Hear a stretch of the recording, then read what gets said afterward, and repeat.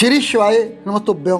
भाइयों, आज मैं आपको तुलसी जी की कथा, जिससे सुनने मात्र से एकादशी व्रत के पूर्ण फल की प्राप्ति होती है। भाइयों, यदि एकादशी व्रत पारण के समय तुलसी जी की कथा को सुन लिया जाए तो मनुष्य की हर इच्छा पूरी होती है। भाइयों, याद रहे कि तुलसी जी की कथा को पूर्ण विश्वास, सच्ची निष्ठा के साथ तुलसी जी का ध्यान करते हुए सुने, तभी आपकी इच्छा पूरी होगी। एक नंद और उसकी भाभी थी। नंद तुलसी जी की पूजा किया करती थी। वह सारा दिन तुलसी जी का नाम लेती रहती। भाभी को सारा दिन तुलसी का नाम सुनकर गुस्सा आता रहता। कहती थी, इसको तो बस कुछ काम नहीं, सारा दिन तुलसी रानी ही कहती रहती है। नंद तो काम करते करते तुलसी जी का नाम लेती रहती। इसके विवाह में तुलसी दूंगी और कुछ नहीं दूंगी। वह कुछ नहीं बोलती थी। सुबह शाम तुलसी जी में दर्द देती और तुलसी जी की आरती करती। भाभी कहने लगी, इसके लिए लड़का देख कर आओ, गरीब घर का लड़का देख कर आना। अब उसका भाई लड़का देखने चला गया। गरीब घर का लड़का देख कर आया। अब उसकी शादी के दिन आ गए।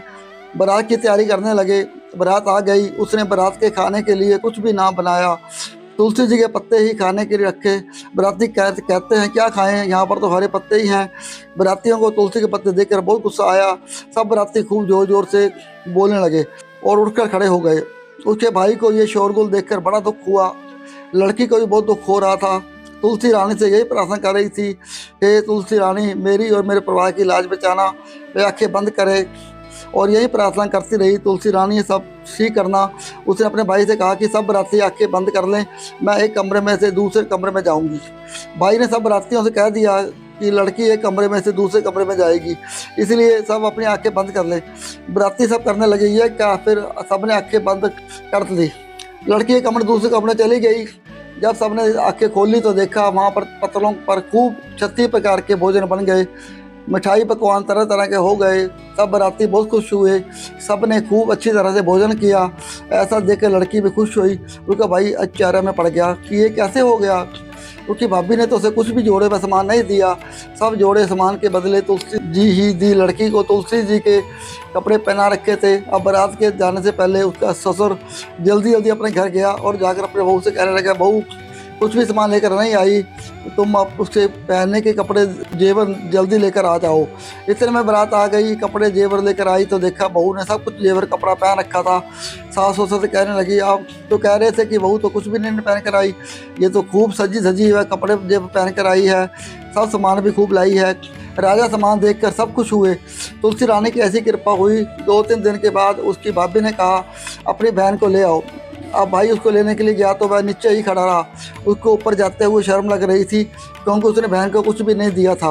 उसकी बहन ने ऊपर से देख लिया, भाई को बुला लिया, वह ऊपर चला गया। उसकी सास कहने लगी कि जिस दिन से ये आई है इसने कुछ खाया नहीं। उसका भाई बोला, ये तुलसी जी की कहानी सुना कर ही खाती थी, इसने तो हमें बताया नहीं, हमें कहानी सुना देती। उसकी सास कहने लगी, मौसी जी इसको भेज दो। सास बोली, हम तो नहीं भेजते, जिस दिन से हमारे घर में आई तो हमारे घर में खूब नंद हो रहा है। इतना दिया तुमने, हमारे से तो घर से बाहर तक भर गए। हमारे तो इतनी भगवान आई है कि उसने जल ले जाने के लिए कहा, उसने भेज दिया। जेवर कपड़ा लेकर आई, सब खूब सजी धजी आई, दरवाजे पर खड़ी देख रही थी।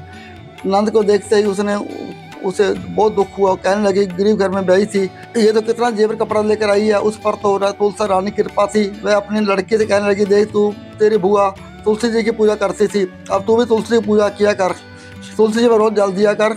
अब उसका मन तो पूजा करने में नहीं लगता था। उसकी माँ को तुलसी जी के पास लाकर मार पीट कर डाल देती थी। उसे पूजा करने के लिए कहती और वह कभी भी झूठा पानी, कभी गंदा पानी तुलसी में दे देती थी। नंद तो मन से पूजा करती थी, लड़की का मन नहीं था।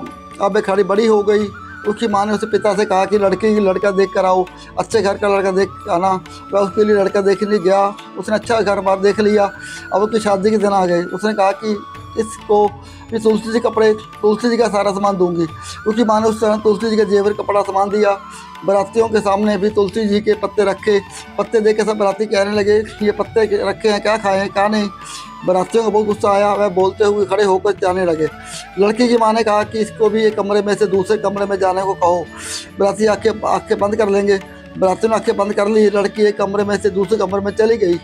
बारातियों ने आंखें देख खोला तो वहाँ पर पत्तलों पर डल्ले बन गए। सारे बाराती बोल बोल कर उठ कर चले गए। भूखे पैसे गालियाँ देते हुए चले गए।